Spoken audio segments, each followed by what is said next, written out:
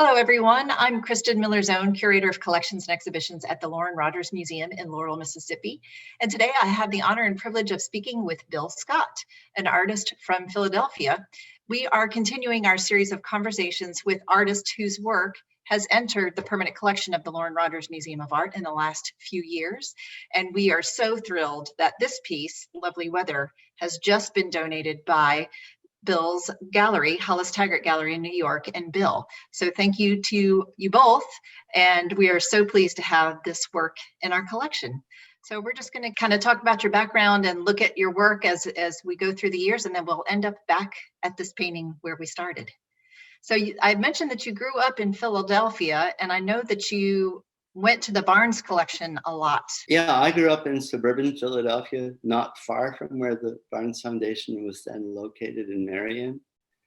And I went to Quaker school, and in fifth grade, we had art history classes, like for 15 minutes for people coming in late, I think, and learned about a lot of painters, one a week. And it really triggered my curiosity. And I wanted to go to the Barnes, and at that point you couldn't go into it unless you were 16 years old, minimum. So I would write them letters every year and ask to come, and I would always get a very stern no in response. So I snuck in when I was 15, and I expected to be arrested, I think. I was so nervous. But I went there at least once a week for years. And I just always came away wanting to see more of it, and it inspired me to paint. Can you tell us a little bit about why it's so unusual, why the installation of the works are so different from other places? Yeah, the Barnes Foundation opened in the early 20s as a teaching school by Albert Barnes, who had collected all the work with the help of several painter friends of his, but he made the final decisions. And many of the painters I knew who were older had studied there when they were young. And it's a huge collection of Impressionist and post-Impressionist paintings. I think there are more Cezanne, and between Philadelphia Museum of Art and the Barnes, I think I just read recently there are more Renoirs and more Cezannes in Philadelphia than there are in national museums in France. And Philadelphia, I think I also read recently, has the largest collection of French painting outside of a museum in France. So, and I love French painting. I know it's not the most popular thing right now, but I don't think it's so bad to do things that aren't popular or be interested in things that aren't popular. I went to the Barnes a lot, and it recently, a few years ago, moved into Philadelphia, which was great for me because now I can just walk over there. And it's one of my favorite places in the world. Although every time someone from out of town or from Europe comes, they always just are. And they always want to go there, or I want to take them there. And their jaw just drops when they walk in. It's not hung in any kind of chronological order. It's not hung by school. It's not hung by nationality. There are paintings hung right next to wrought iron pieces and earlier kind of Baroque and medieval furniture and other decorative arts. It's a hodgepodge, but you can actually see his mind as a collector at work when you're looking at the installations. It's hung very symmetrically, completely symmetrically. If you look, there goes from big painting at the end and then a little painting and all through the place. It took me a long time to realize that because I missed that in the beginning. And when he taught, they used to move the pictures around a lot and juxtapose different ones with each other, with another. But since his death in 1952, everything stayed the same, and it's a collection that can't be lent, or it has been lent as a group, but but they can't lend a certain one picture to a show. And also, for the longest time, they didn't allow color reproductions of anything.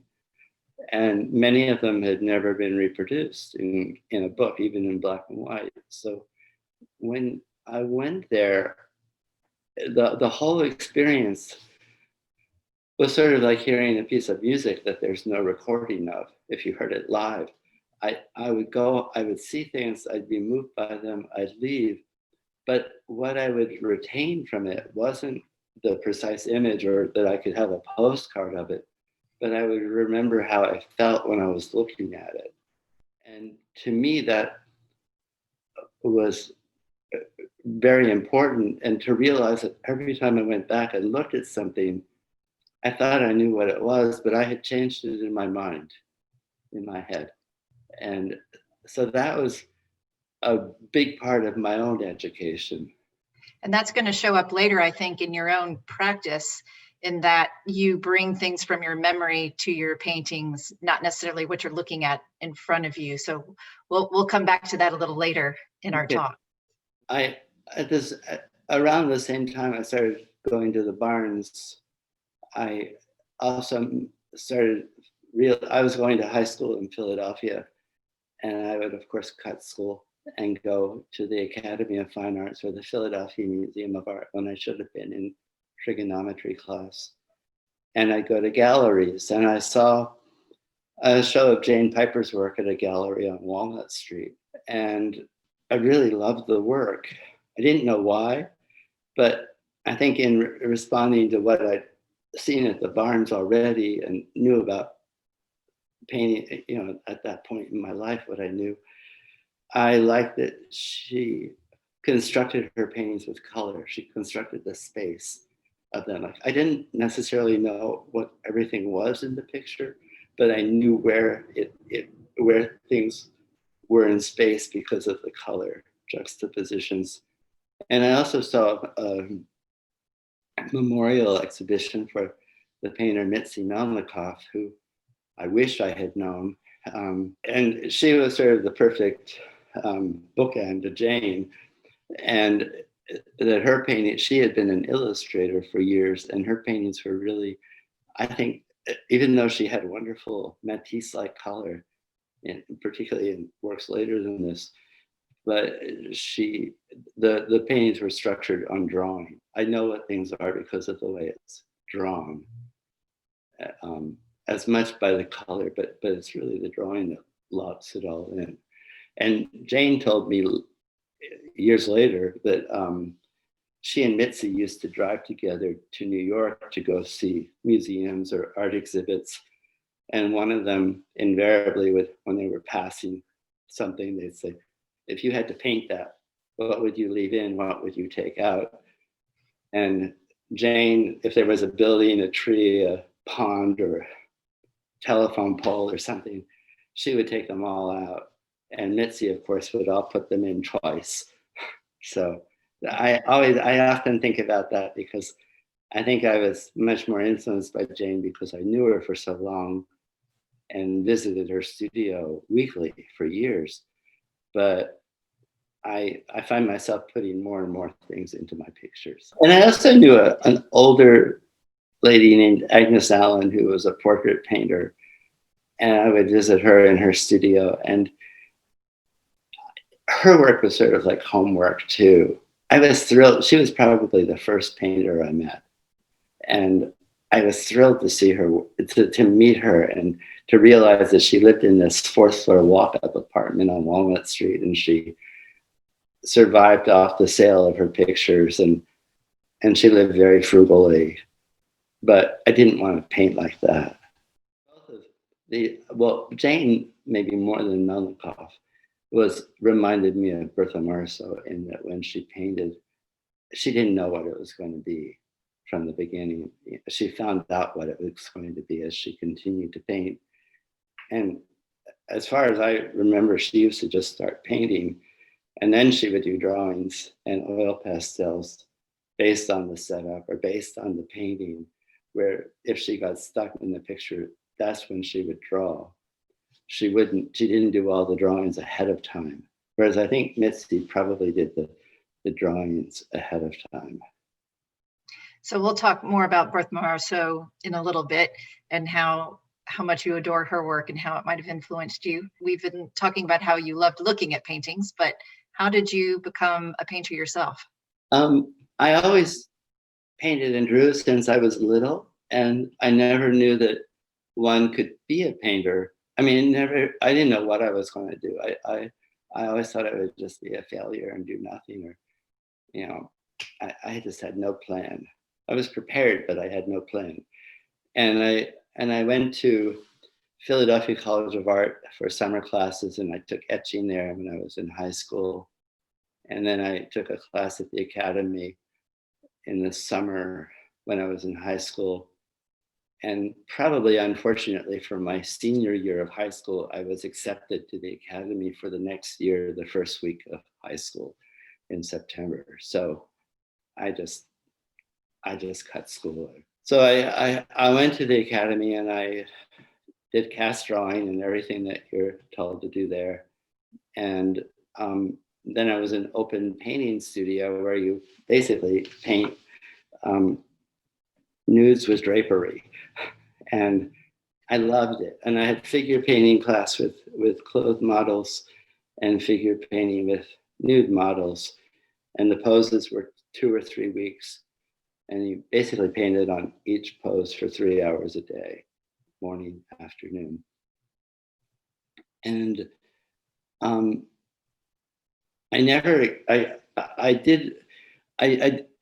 your third year, most people were granted studio or given studios to work in independently but there was a process where you applied for them, and I didn't read anything. So I didn't know, I missed all the deadlines.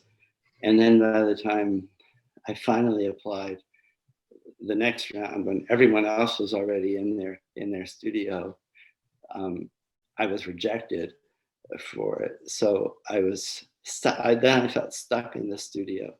And I remember my teacher told me, it's terrible to recall that. He said, if you want to get out of here, just be the first one here, set up at the very front of the room and have a big 6-foot canvas so that you annoy everybody to the point that they'll want you to leave. So I did that. I was really sad, and I learned so much by not having my own studio from the very beginning. It was really important for me to be stuck there, and to I mean, anger can be a great fuel to paint. I don't think depression's a good fuel to paint, because I can't make a decision when I'm depressed. But if I'm kind of irritated, I can, you're going to be red, you're going to be this red, you're going to stay right there. Heel, sit, stay, don't move.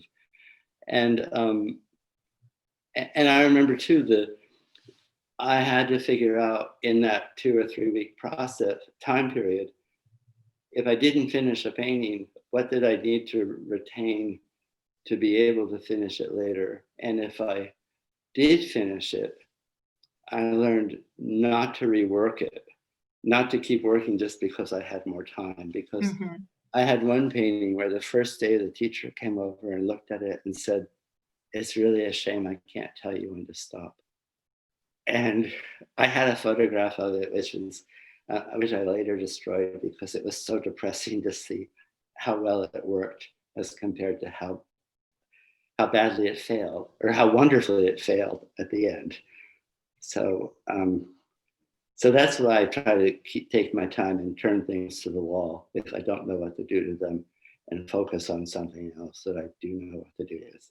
And when I did get a studio, I wanted to continue painting people, and I would meet people or classmates who say, yeah, let's trade poses.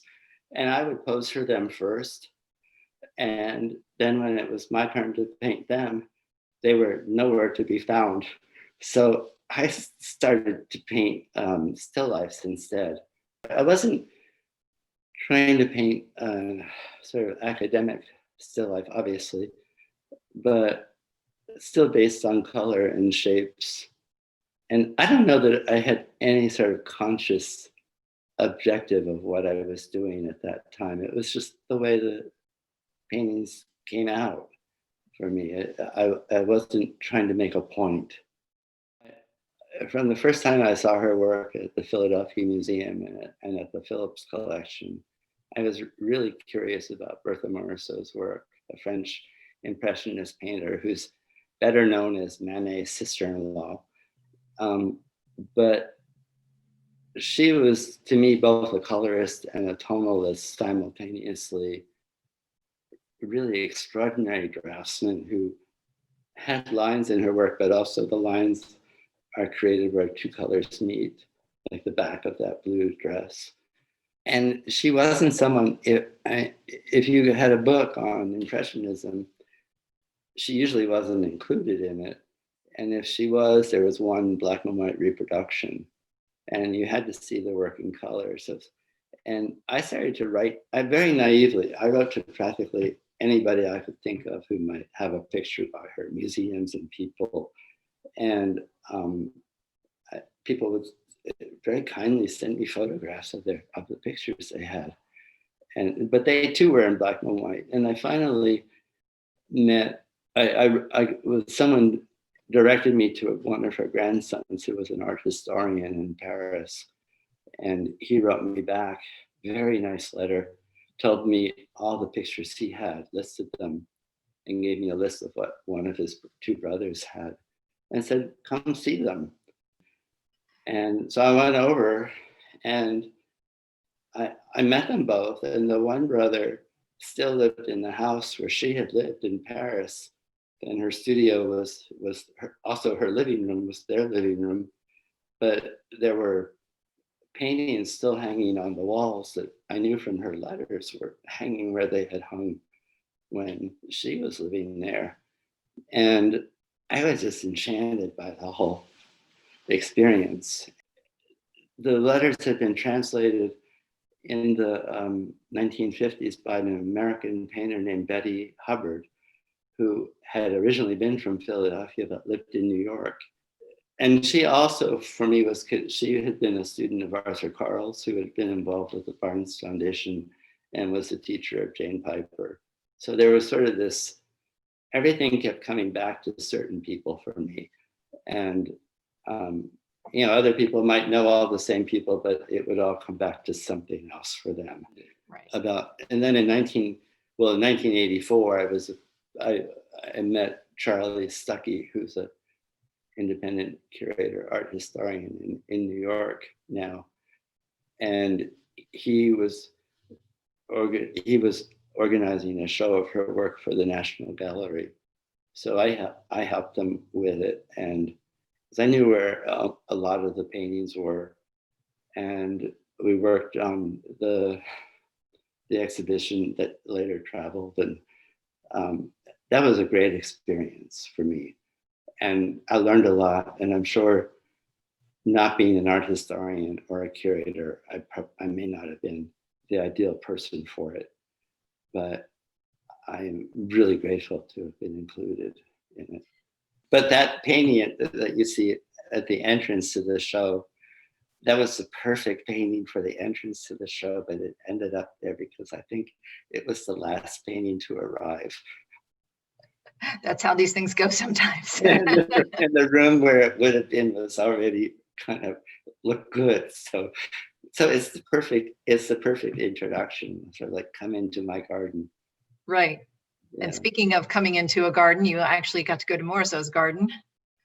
Yeah, her grandson who I stayed with several times, he took me around to the suburbs and to the city and showed me different places where he remembered his own mother had taken him to show him where her mother had worked, where Morisot had worked. And at one point, at the time he owned this painting. He had this painting in the living room, and she did a series of 3 of them and many drawings and pastels for it, watercolors. I never quite understood the painting, or I knew it was important, and I knew she felt it was one of her most important works, but I didn't quite get it. And she'd even had it on consignment with a dealer. And when she got it back, he made her pay a commission for it because he claimed to have had a buyer for it. So I saw this photo was from when we went to the house where she had lived and painted this. And I saw where the cherry tree had been.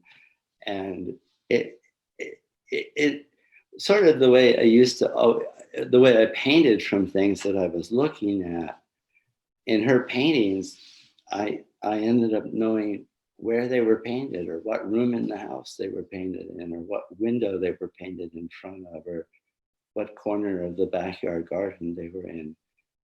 And so for me, when I see her paintings now, I identify them to a physical, real place where I've been. And so I decided to, when I try to pick a size to have a canvas, I usually look through art books or what pictures I'm looking at that moment, and I look at the scale of the size of the canvas, and sometimes I copy that, so I'll get 3 or 4 in a certain size. And she did 2 very large paintings of the cherry tree. So I had a bunch of canvases, those sizes made.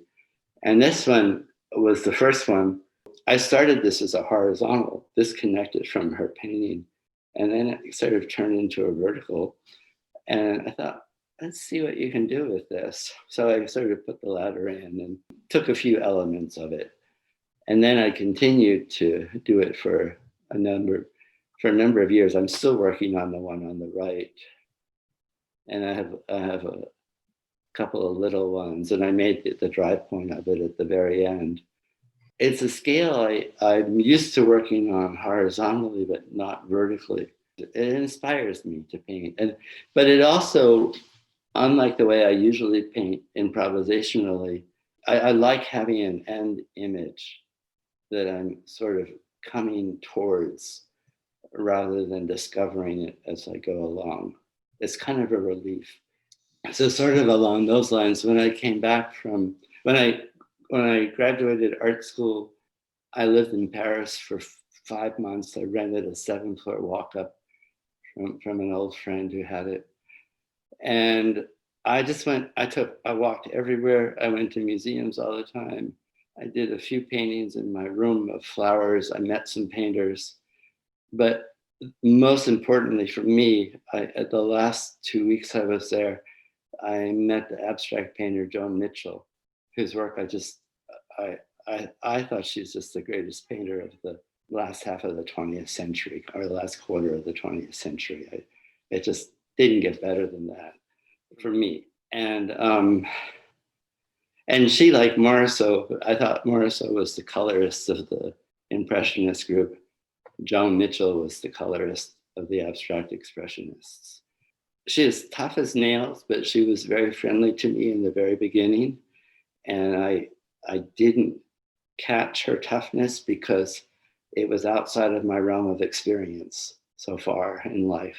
I went out to her house. She showed me her studio. She lived on a property where Monet had lived, and everything around there was something Monet had painted. So if you were prone to having that Stendhal syndrome where you vomit or get sick or lose your balance when you're around too much history, that was it for someone who has it based in 19th century imagery and places. And she was very nice, and she said, call me when I'm in New York in February. This was summertime. And she invited me to come back. So I called her in New York the next February, and she said, oh, Bill Scott, I was just going to call you. And of course, I believed it. And she said, come see me tomorrow. We'll have lunch and go to a museum and come see my show. Joan was great, and she invited me to come stay at her place that summer and paint, which I did. And I learned more than I could ever say how. But I also left because she was very, very cruel. When I came home, I loved the way I felt when I looked at her pictures. And I think I started veering towards abstraction at that point, and very inspired by those early or mid-period Morisot paintings that were very brushy, and also Joan's brushiness in her painting. I was trying to recreate that so that I would have the feeling. It took me a long time to realize that when I look at something, I have a certain feeling, but that doesn't mean if I paint like that, I'll also have that feeling myself. Although I was very, very influenced by Joan for a long time.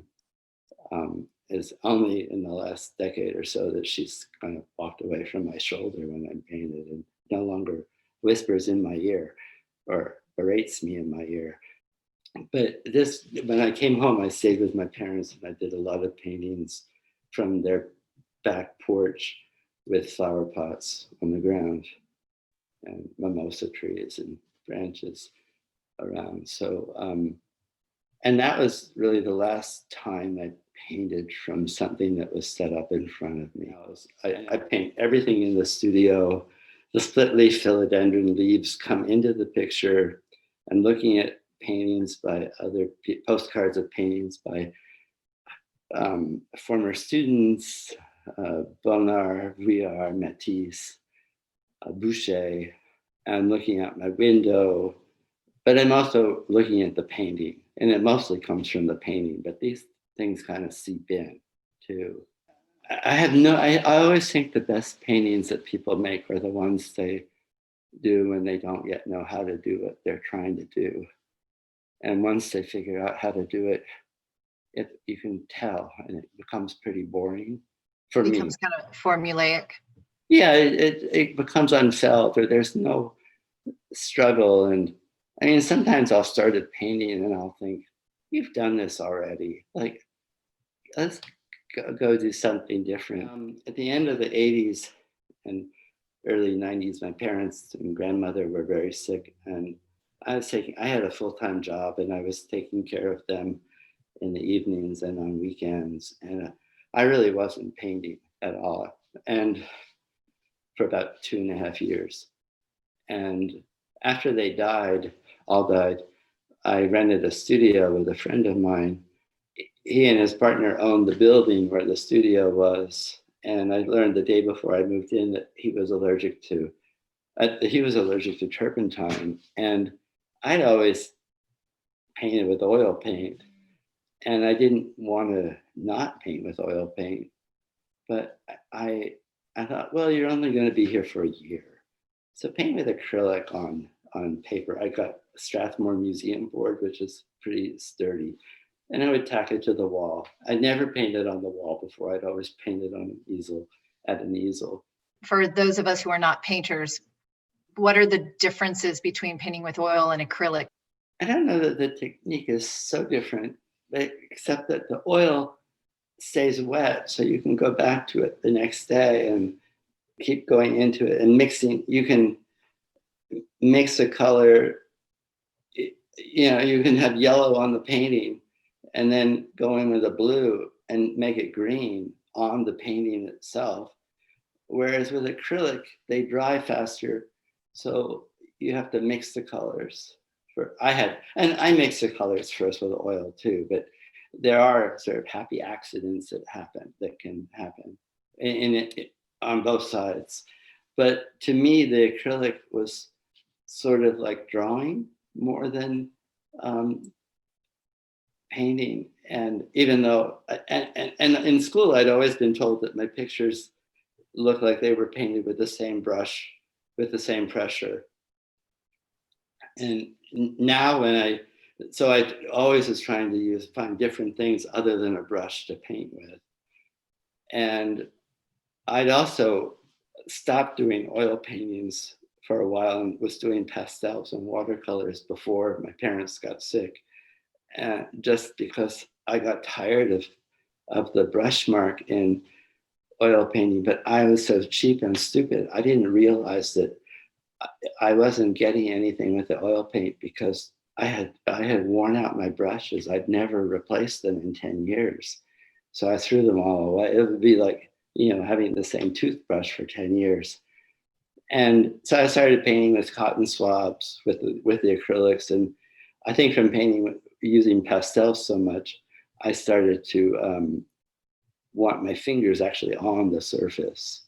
I didn't paint with my hands, but I had rags and Kleenexes and paper towels and cotton balls and stuff that I was putting the paint on with. And I also found that I wanted a different type of touch throughout the picture. And just the way I want, in a formal way, the way I want one's eye, or I want my own eye to go around the picture. I thought when I started, I didn't know where to start. And I thought, well, just start wherever. And I found myself sort of painting fish or fish-like shapes and suspended, floating. And that's probably how I felt emotionally or psychologically. But consciously, I thought of going to an aquarium in Paris that I used to love to go to, where I would look at the rectangular shape of the tank in a parallel way to the shape of a canvas and see the way the fish would move around, and some would dart, some would go slowly, some would have changing speeds, some would just hide and not hardly be visible. So I wanted all those different types of movement to exist in a painting if I could. And then I moved into my house, did a lot of work on the house, and a friend of mine at the end of all the work and moving in, and I was still going through my parents' stuff and kind of overwhelmed. And someone said, "What are you going to plant in the garden?" And I thought, I'm not a gardener, and I'm not going to plant anything. But when I moved into the house, the whole house, the ceilings, the walls, everything was painted yellow. And it was just awful, but I think it's the reason no one else bid on the house. And so it was a gift, and that it was yellow. And then when the things in the garden did start to come up, they were all yellow as well. So I had painted the house white or gray.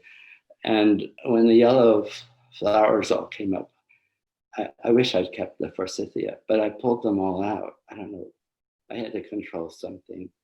So I pulled them out, and then I had nothing. And then I thought, well, I'll paint my garden. So I started to paint my imaginary garden for many years. The garden itself exists, but it's not a garden I would show to anyone who's interested in gardening. They would just roll their eyes. And then the studio, which I shared with my friend, when they decided not to have a studio anymore, I lost again a place to work. So I started to make etchings around 1999. I met Cindy Ettinger, who's a master printer in Philadelphia. And so I've made a lot of etchings with her. And I found that influenced my paintings, and still does, because when I don't know what to do with a painting, I'll think, well, I'll think two things usually. One is, how can I ruin this? What won't work? Rather than trying to hold on to what will work. If I risk ruining it, I usually find a way to hold on to it and have it go somewhere I don't know how to go.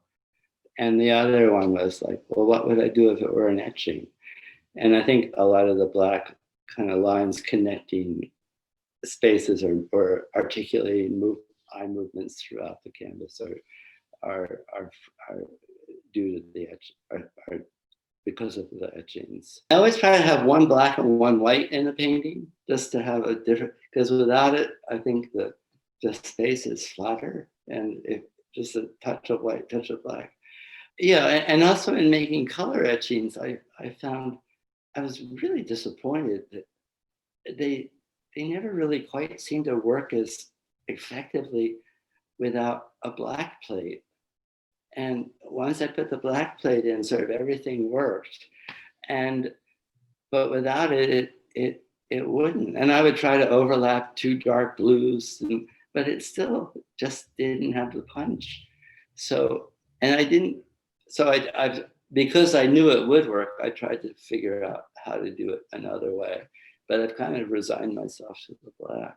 And I also realized in making etchings that I have to decide what, and sort of like painting, I couldn't make the etchings in an improvisational way the way I paint usually, because I needed to know where the yellow was going to be so that I would know where the yellow would overlap with the red to make an orange, where it would overlap with the blue to make a green, where it would overlap with the blue and the red to make a brown, or the red and blue to make a purple. And I love figuring this out. And working with Cindy Ettinger is just the perfect person, because every project she takes on, even though she's the master printer, she seems to learn something new every time.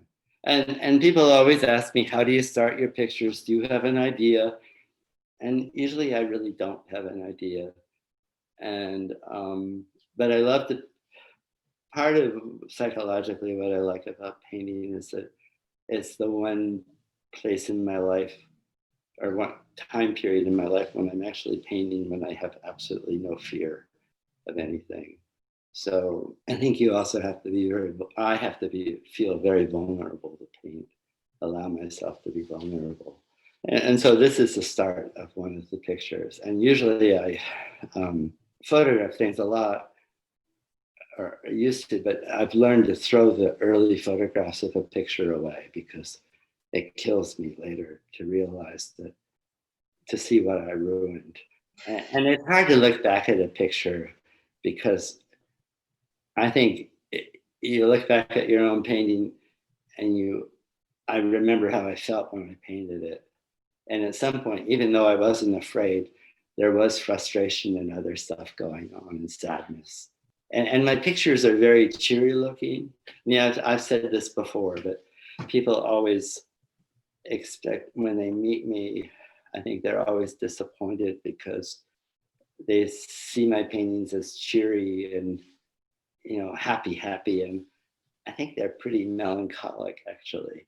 I understand that you feel that they're melancholy, even if they weren't so colorful, even if the colors weren't so joyous. I feel like your love of painting and of putting paint on canvas absolutely comes through. Well, thanks. I do love it. I mean, I do enjoy it. I mean, it's not easy, but I want it to be pleasurable in appearance. Painting is not easy. If you could do anything else in life, you should, right? If you could stomach doing any other thing with your life, you should. And so when people do make it their life's work, it's the only thing that they want to do and that they can do, even though it's going to be challenging. All good work is challenging, but no one's forcing you to be a painter. So you've got to enjoy what you do. I hope they might inspire other painters to go home and paint. Yeah, I love the Degas quotation of, the less you know about painting, the easier it is. But the more you know about painting, the more difficult it is. Sometimes people, or when I used to teach, sometimes people would ask me to teach a workshop. I usually would see students one-on-one and talk about their work as a critic, their critic. But when I would teach classes, they would often want me to do an abstract painting workshop. And I said, I don't know how to teach abstraction. And frankly, I kind of consider myself to be a realist painter. I always tease that I wear glasses when I go outside to walk. And I always tease that I'm a nearsighted realist painter. And that I think, and then putting my foot in my mouth, that an abstraction or an abstract landscape can feel more like a landscape than a landscape that looks like a landscape feels. And I think that's probably what people had to wrap their brains around when looking at Impressionist landscapes, right? That they're actually very real looking, but they're not the kind of real that we were used to. Well, yeah. So without my glasses, this is what I see, kind of.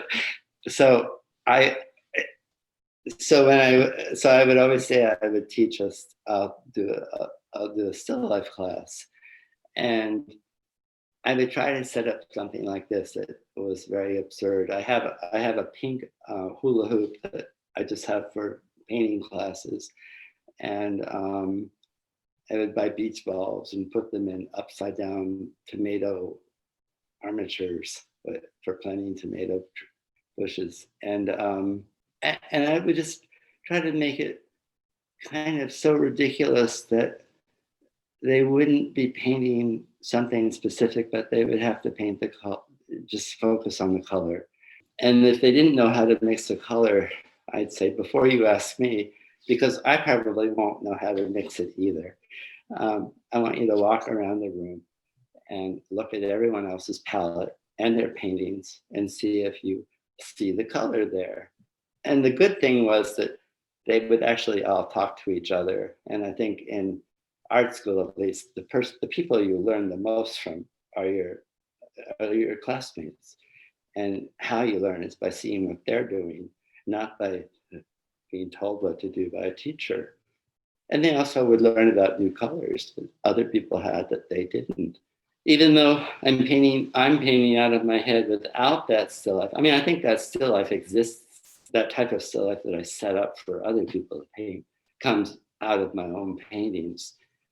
But I don't have that to paint from. This is all made up. But of my most recent paintings, this was in my show last summer at Hollis Taggart, that's the most still life like, and that's why I called it still life. And similar to the painting you have, which is a little earlier, I think because of making the prints, I started trying to apply the color more thinly. And in etching, you have the white of the paper, but you don't really add white to the ink. It just doesn't work. So I try not to use white anymore in my paintings, and instead to have a thinner layer of color instead of I try to have a thinner layer of color instead of adding white. But when I go to the Barnes Foundation and look at those Matisses, they're so thinly painted and they're so full of light and luminosity. And I used to say that if I had any of those paintings by him on my easel, I would ruin them all. And I learned a lot from a friend of mine who once said, I always stop working when I still know what to do next, because it's really important to stop a little bit ahead of time before you nail the coffin shut, because it gives people a way in, not to have all the T's crossed, all the I's dotted. Quit while you're ahead. Yeah. They also, those paintings, yours and this one, they relate to watercolors I started to do last fall. I kind of hit an impasse with painting prior to my show around in October or so last year. And I started just I sat at my dining room table looking at stupid cop shows on my computer. And I would just sit and do little watercolors and sketchbooks. And I have hundreds of them at this point. And it's been a good kind of way to recharge. I found during the pandemic it's very, very difficult for me to paint. And it's oddly very difficult for me to read a book too. I don't know what that, mostly I just go out and take walks. And then I do little watercolors while watching idiot TV shows. I was sorry not to see the show at Lauren Rogers of my work. And I was actually more sorry not to be able to go back to the museum and see the museum, because you have really wonderful things. And you've talked a little bit today while we've been having this conversation about thinking about how you start and where you go. Can you also talk a little bit about how you layer and how you add and subtract? And then can you tell us the point where you knew this one was done? I usually start by drawing with a brush, like just shapes, or a few shapes, but not everywhere, just in one part. And then I'll wipe a color on with a brush, and I blot a lot off. And I want them to look like they just happened. This one was probably several months. I don't actually remember specifically. To me, this is very much like the watercolors, in that it's very much about the process of how things are layered and put next to each other. And sometimes they clash and sometimes they pause, and kind of like that aquarium. And the circles sort of represent, to me, they represent flowers or just a space, something to suspend. I like it when you can keep looking at it. When I look at a really good painting, I see it all in 15 seconds. But then no matter how many more times I look at it, I always see more. And I hope they can be like that. I mean, they won't be like that for everybody, but I hope they'll be that way for some people, and particularly for the painters I know or don't know in your community. There's such complexity in this work on so many levels. The color palette is so complex. The types of shapes and objects that are in the composition are so varied, and they're scattered so beautifully throughout the composition. I think it's an excellent example of your work and everything that you do and have been doing in your work. Thanks. I feel like this one combines drawing and color, and what I'm doing with the watercolors and the translucency, and relates to the printmaking.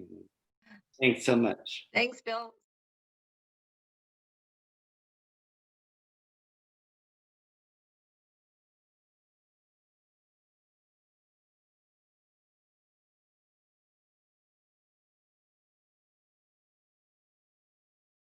Thanks, Bill.